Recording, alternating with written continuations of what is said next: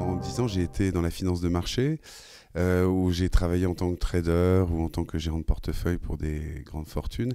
Et je vivais à un rythme très très élevé. Et déjà, la question du temps et du développement exponentiel de nos sociétés m'interrogeait. Mais c'est la confrontation en fait à la maladie de ma mère, qui était atteinte d'une maladie incurable, qui m'a vraiment précipité dans un questionnement autour du temps. Notre rapport au temps, pourquoi on courait à ce point-là. Et c'est la lecture d'un livre, qui est le livre Accélération d'Hartmut Rosa, qui a fait date dans le monde un peu philosophique et sociologique, qui démontre qu'en fait, tous les champs de l'activité humaine, ou presque, sont pris dans une spirale d'accélération, un emballement. So this is very paradoxical, right? I would really say it's the center and core paradox of modernity. Where is the time we save? Et donc ça vaut le coup de s'interroger sur notre rapport au temps en général, que ce soit dans la technologie, l'économie, dans les rythmes politiques, médiatiques, tout.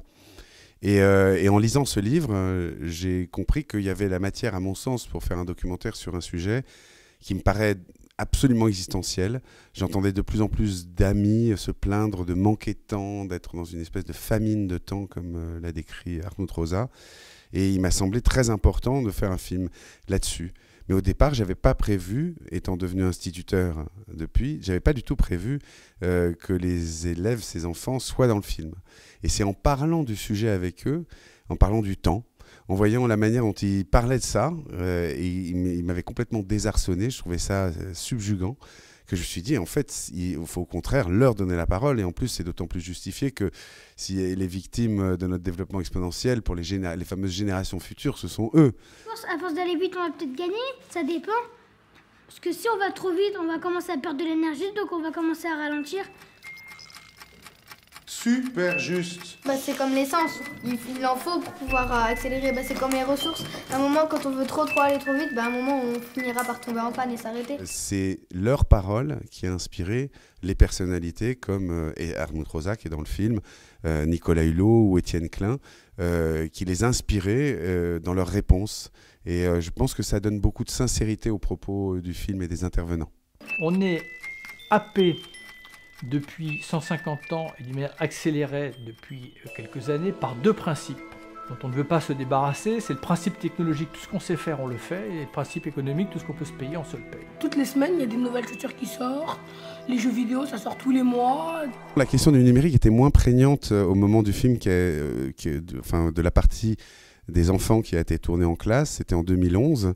Alors effectivement, on a pris du temps parce qu'on a voulu justement, on s'est dit on va prendre du temps pour faire ce film.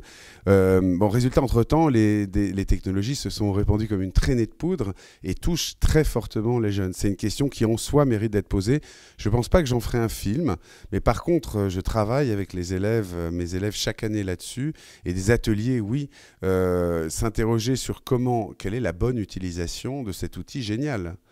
Voilà, comme tout outil génial, il y a une mesure je pense, à avoir, et en particulier chez les enfants qui peuvent vite entrer dans la démesure avec les jeux, avec toute une série de choses qu'ils consultent sur Internet. Donc il y a un vrai travail d'éducation à faire auprès de nos enfants, mais aussi des adultes, et Orange le fait, apparemment, a déjà conscience que le numérique entraîne des bouleversements qu'il faut prendre en compte pour ajuster bien les choses.